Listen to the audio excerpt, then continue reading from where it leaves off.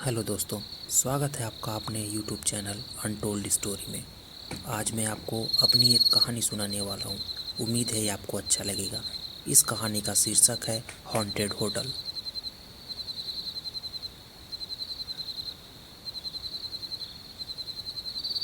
मेरा नाम राहुल है। मैं दिल्ली में एक स्कूल टीचर हूँ। स्कूल के दौरान तो मुझे ज़्यादा छुट्टियाँ नहीं मिलती हैं, लेकिन इस बार गर्मी में छुट्टियाँ चल रही थी, तो मैंने सोचा कि क्यों ना गांव घूम आया जाए। गांव जाने के लिए मैंने ट्रेन की टिकट बुक करा ली और अगले दिन गांव जाने के लिए मैंने ट्रेन ली।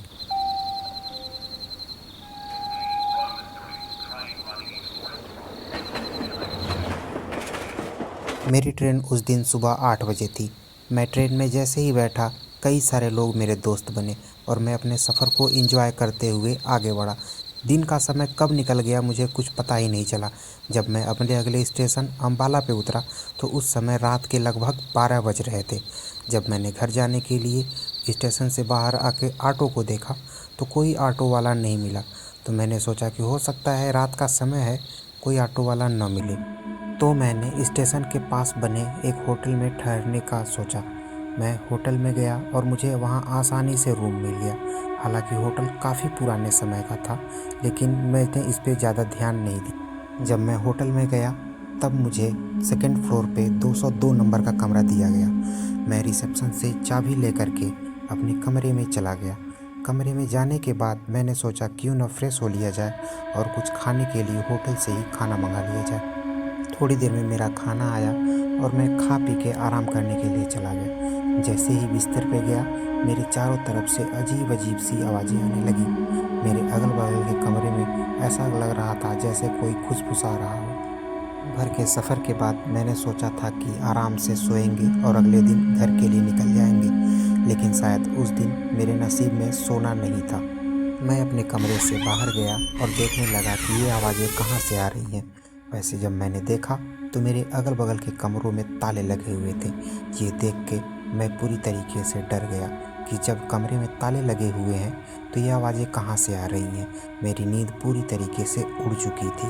फिर मैंने सोचा हो सकता है ये मेरा वहम हो, तो मैं अपने कमरे में फिर से गया और सोने की कोशिश करने लगा। थोड़ी देर बाद मेरे कमरे की लाइट ब्लिंक करने लगी। मैंने सोचा हो सकता है कोई टेक्निकल इशू हो, इसलिए मैंने रिसेप्शन पे फ़ोन करना सही समझा। जब मैंने रिसेप्शन पे फ़ोन किया तो वहाँ से कोई आवाज़ नहीं आई। फिर थोड़ी देर बाद मैं ऐसे ही रुका रहा। जब ये लाइट ज़्यादा ब्लिंक करने लगी तो मुझे गुस्सा आने लगा। एक तो मैं दिन भर का सफ़र करके थका हुआ था, सोते समय ये लाइट का ब्लिंक करना मुझे कुछ अच्छा नहीं लग रहा था। तो मैं गुस्से से रिसेप्शन की ओर आगे बढ़ा। रिसेप्शन पे जाते ही मैंने देखा वहाँ पे एक आदमी बैठा हुआ है जो कि मुझे ही देख रहा था, मुस्कुरा रहा था। मुझे देखकर उसने बोला, हाँ सर बताइए क्या हुआ, क्या आपको कोई परेशानी है? तो मैंने उससे कहा, क्या है ये, रूम में पूरी तरीके से लाइट ब्लिंक हो रही है, जब मैंने फ़ोन किया तो आप लोग फ़ोन भी रिसीव नहीं कर रहे हैं, ऐसा कैसे चलेगा बताइए। तब उसने कहा, हाँ सर हो सकता है लाइट ब्लिंक हो रही हो, मैं थोड़ी देर में आपके पास टेक्नीशियन को भेज देता हूँ, आप आराम से जाइए रूम में और आराम कीजिए। थोड़ी देर बाद मेरे दरवाजे पे दस्तक हुई। वहाँ पे एक टेक्नीशियन आया हुआ था। जब मैंने दरवाज़ा खोला तो वो अंदर आया और पूछा, हाँ सर बताइए क्या हुआ। तो मैंने कहा, क्या हुआ क्या नहीं हुआ ये आप खुद ही देख लीजिए। मैं यहाँ जब से सोने की कोशिश कर रहा हूँ तब से लाइट ब्लिंक हो रही है। मैंने रिसेप्शन पे भी फ़ोन किया, तुम इतनी देर बाद आ रहे हो, मैंने गुस्से से बोला था। उसने कहा, सर गुस्सा क्यों करते हैं, मैं देख लेता हूँ ना। तो कुछ इधर उधर करने के बाद वो एक बोर्ड को खोलने लगा। बोर्ड को खोलने के बाद उसने कहा, हाँ सर थोड़ा सा इसमें वायर शॉर्ट हो चुका है, तो मैं इसको जल्दी से सही कर देता हूँ। थोड़ी देर बाद लाइट सही हो गई थी। अब मुझे थोड़ा ठीक लग रहा था। मैंने सोचा चलो अच्छा ये परेशानी तो बीत गई। लाइट को ठीक करके वो टेक्नीशियन चला गया। उसके जाने के 5 मिनट बाद मेरे रूम की घंटी बजी। मैंने फ़ोन उठाया तो उधर से रिसेप्शनिस्ट बोल रहा था। वो बोलने लगा, सर अभी टेक्नीशियन आ नहीं पाया है, आते ही मैं आपके पास भेजता हूँ। ये सुनकर मेरे पैरों के तले ज़मीन खिसक चुकी थी और मुझे गुस्सा भी आ रहा था। मुझे लगा ये लोग मुझे डराने की कोशिश कर रहे हैं। मैंने इस बात को इग्नोर किया और आराम करने के लिए बिस्तर पे चला गया। बिस्तर पे जाते ही इस बार फिर से लाइट ब्लिंक होने लगी। इस बार मेरा डर कुछ ज़्यादा ही बढ़ गया था। मैं तुरंत रूम से बाहर निकला, रिसेप्शन पर जाने के लिए आगे बढ़ा।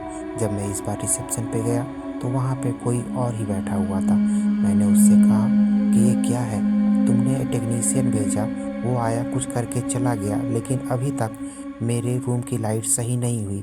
तो उसने कहा, सर अभी अभी तो मैंने आपको फ़ोन किया था, अभी टेक्नीशियन रास्ते में है। वैसे आपका कमरा 101 नंबर है ना? मैंने कहा नहीं, मेरा कमरा 202 है और मैं सेकंड फ्लोर पे रुका हुआ हूँ। उसने कहा, क्या सर क्यों मजाक करते हैं, हमारे होटल में तो दूसरा फ्लोर है ही नहीं और हमारे यहाँ केवल और केवल 150 कमरे हैं जो कि नीचे के फ्लोर पे ही बने हुए हैं। तो मैं पूरी तरीके से डर गया था। मैंने सीढ़ियों की तरफ नज़र घुमाया और देखा कि वहाँ पे सीढ़ियाँ ही नहीं थी। मैं पूरी तरीके से डर गया था और वहाँ से भागने की कोशिश करने लगा। जब मैं बाहर भागने की कोशिश कर रहा था तो मुझे ऐसा लग रहा था मुझे कोई पीछे से खींच रहा हो। थोड़ी देर बाद मुझे सर पे ज़ोर से चोट आई और मैं वहीं पे गिर गया। जब मेरी आंखें खुली तो मैं एक हॉस्पिटल में था। वहाँ के लोगों ने बताया मैं पिछले 5 दिन से बेहोश पड़ा हूँ। जब मैंने अपनी पूरी बात डॉक्टर को बताई तो डॉक्टर का कहना था कि नहीं, वहाँ पे तो ऐसा कोई होटल नहीं है। एक होटल हुआ करता था जो आज से करीब 50 साल पहले बंद हो चुका है। तो आप किस होटल की बात कर रहे हैं, मुझे नहीं पता। ये सारी चीज़ें देखने के बाद मैं अगले दिन ठीक होके हॉस्पिटल से डिस्चार्ज हो गया। डिस्चार्ज होने के बाद सुबह मैं उसी जगह पे गया जहाँ पे मैं रात में रुका हुआ था। जब मैंने वहाँ पे देखा तो वहाँ पे कोई भी होटल नहीं था। पास में स्टेशन था। मैंने ट्रेन पकड़ी और दिल्ली वापस चला आया।